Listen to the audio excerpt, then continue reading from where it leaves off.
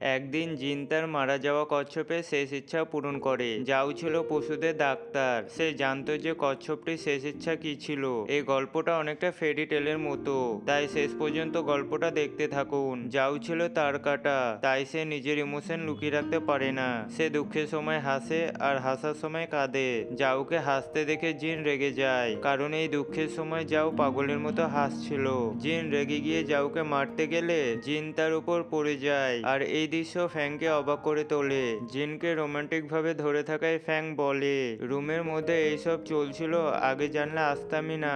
জিন ছিল একটা বিশাল বড় কোম্পানি সিইও, তাই যাওয়ের হয়ে ফ্যাং তার কাছে ক্ষমা চায়। ফ্যাং বলে যাও তার কাটা। সে দুঃখের সময় হাসে আর হাসার সময় কাঁদে। ফ্যাংয়ের কথা জিনকে অবাক করে তোলে, তবে জিন কোনো মাইন্ড করে না। জিন বলে এখানে আমার অনেক সময় নষ্ট হয়ে গেছে, তাই সেই ক্ষতিপূরণ দিতে হবে। জিনের কথা ফ্যাংকে অবাক করে তোলে। ফ্যাং বলে আমরা খুব গরিব, কোনো মতো দোকানটিকে চালাচ্ছি, তাই এত টাকা জোগাড় করা আমাদের সাধ্যের বাইরে। জিন দেখে তার ঘড়িটা হঠাৎ থেমে গেল।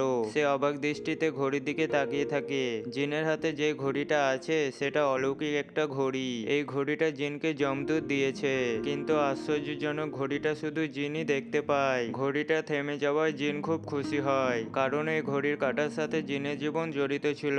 এরপর জিন তাদের কবরস্থান নিয়ে যায় কচ্ছপটিকে সমাধিস্থ করার জন্য। যাও দেখতে পায় কচ্ছপটা হঠাৎ হিলছে। বাক্সটি ওপেন করলে দেখতে পায় কচ্ছপটা এখনো বেঁচে আছে।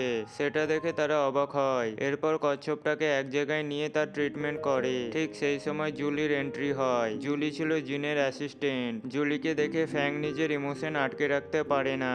জুলিকে ইমপ্রেস করার জন্য ফ্যাং অত্যন্ত জোশ নিয়ে কচ্ছপটির ট্রিটমেন্ট করে, আর সে কচ্ছপটিকে সুস্থ করে তোলে। এরপর ফ্যাং জুলির নাম্বার চায়। জুলি তাকে নাম্বার না দিয়ে ডিনারে ইনভাইট করে। জুলি জিনকে ডাক্তারের পরামর্শ নিতে বলে। জিন বলে আর কোনো চিন্তা নাই, ঘড়ির কাঁটা থেমে গেছে, তাই আমার মৃত্যু অত জলদি হবে না। ঠিক তখনই ঘড়ির কাঁটা চলতে শুরু করে। জিন তখন চিন্তায় পড়ে যায়, আর সে বিলম্ব না করে জাওয়ের বাড়ির দিকে রওনা দেয়। জিন দেখে জাওয়ের কাছে গেলে ঘড়িটা থেমে যাচ্ছে, কিন্তু দূরে গেলে আবার চলতে শুরু করছে।